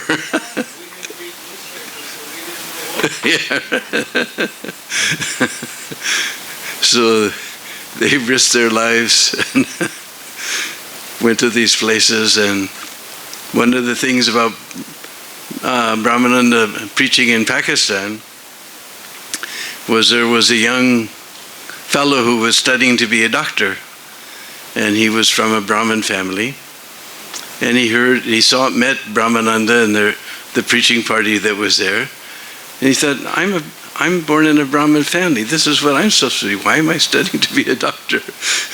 And he became so inspired, he became a devotee, and that's our famous Sarvabhauma Prabhu. So he was made a devotee by Brahmananda Prabhu in Pakistan. And, somehow or other they got out of Pakistan and came to Bombay, and Prabhupada was so happy. He embraced both of you, or that was Brahmananda? I just remember somebody got embraced. Was that you or Brahmananda? From Prabhupada, because he's so worried because some news came that 2 Westerners were killed in I came back first. Yeah, okay.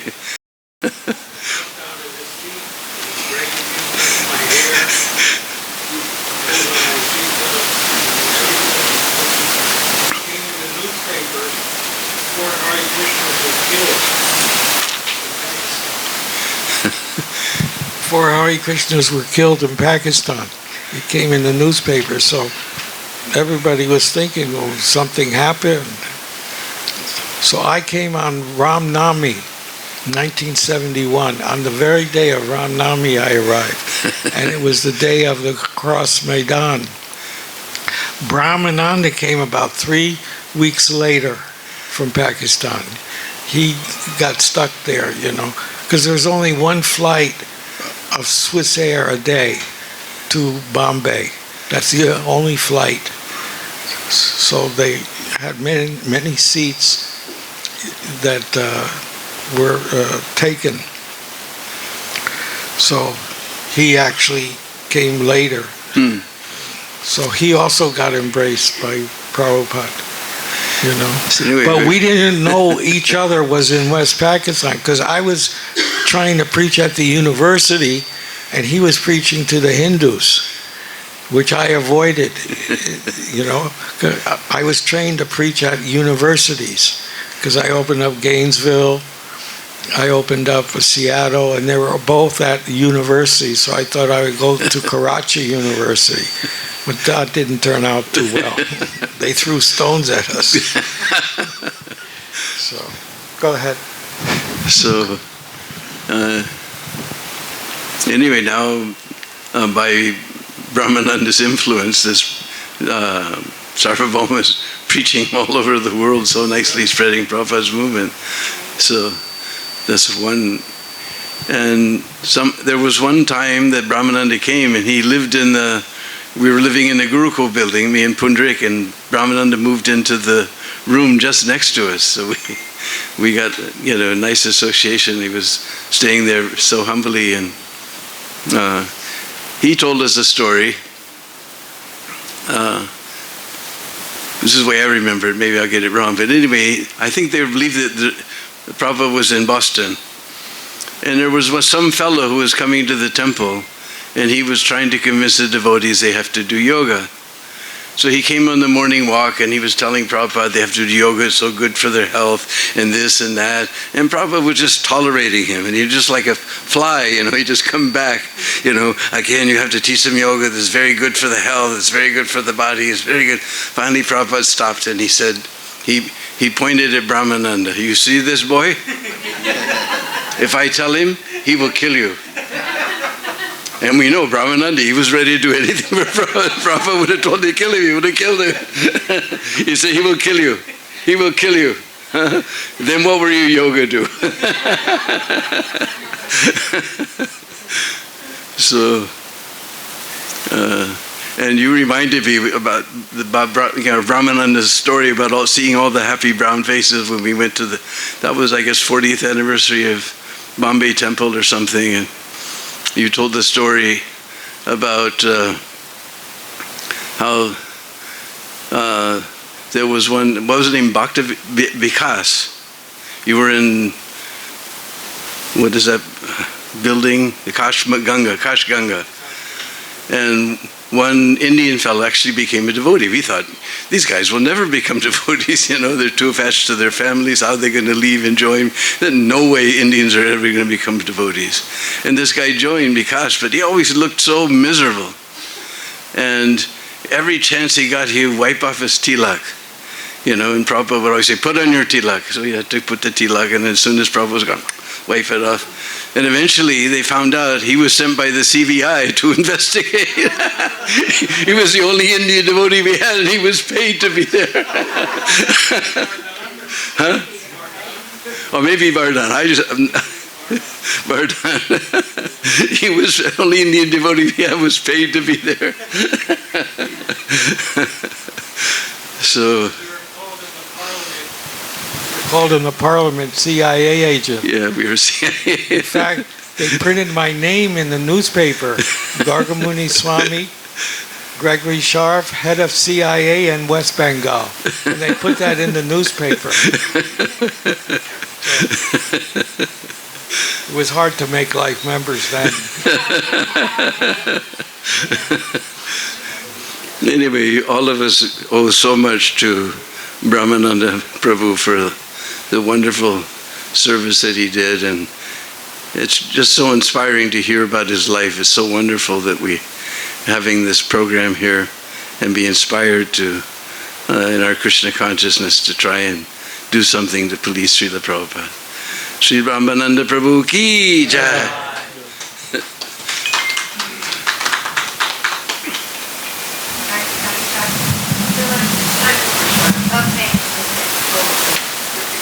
No, we want to hear what you had to say. Come on. Just a few words.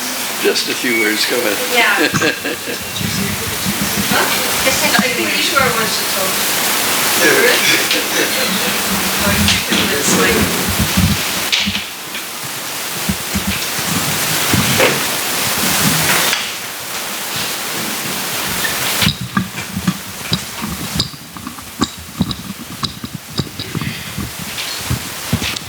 Brahmananda Prabhu ki jai. So you have to tolerate my accent.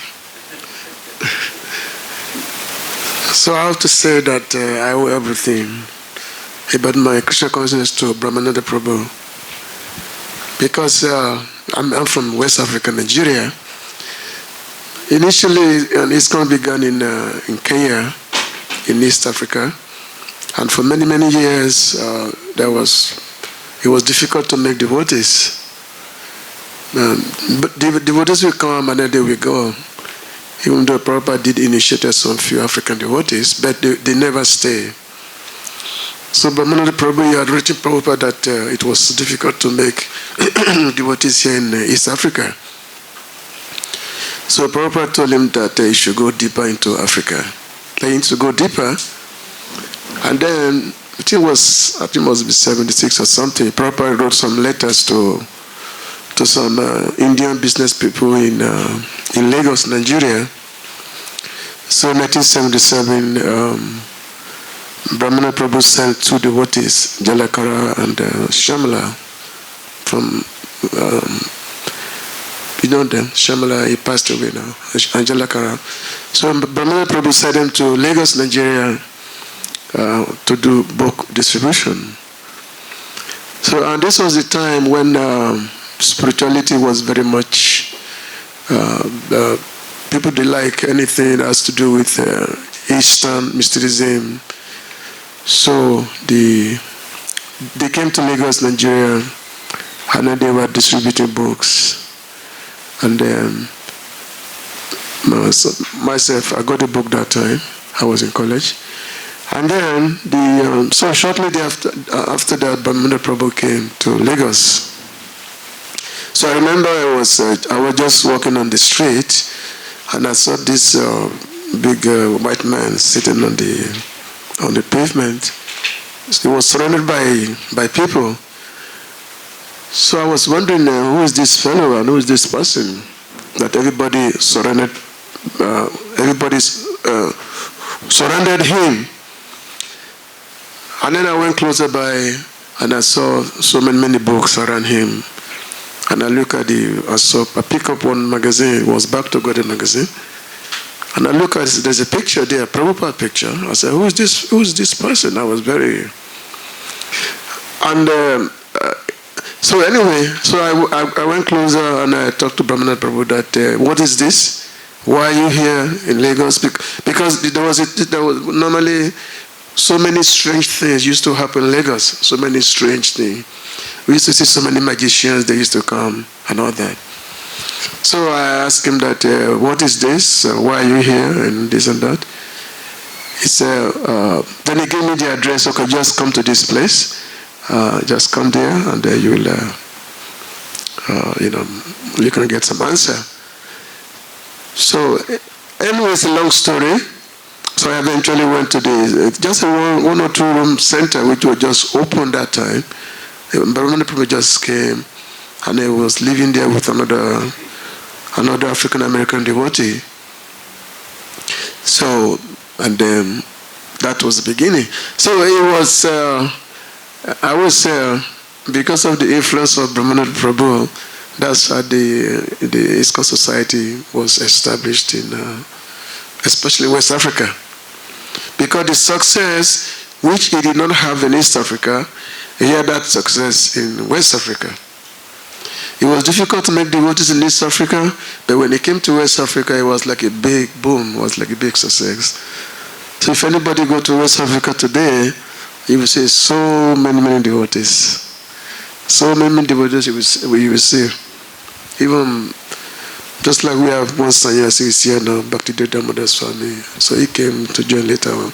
So you can see it was actually a success. Because some devotees were writing that, Brahmananda Prabhu will never see success of his African preaching. But that is not true. He saw the success. The preaching was very successful in West Africa. It just happened to be that at the beginning, he didn't go to the right place. Eventually, he came to the right place, and it was like a big success. So all the devotees who have been to West Africa, they could all, attest to that fact. just last year, there was a 25th anniversary of one of our temple, and Vaisakhi Prabhu went there. It was Ghana. He went there, so he was very, very happy to see so many devotees. It's all African. It's not normally nowadays you go to any of our temples in the world, it's all Indians. You may find one or two white here and there. I was in UK last year. It's all Indian. But you go to West Africa, it's all Africans. It's all Africans. This is also the influence of Brahmananda Prabhu. Jai Hare Krishna. Brahmananda Prabhu ki jai. So everyone can go next door for prashadam.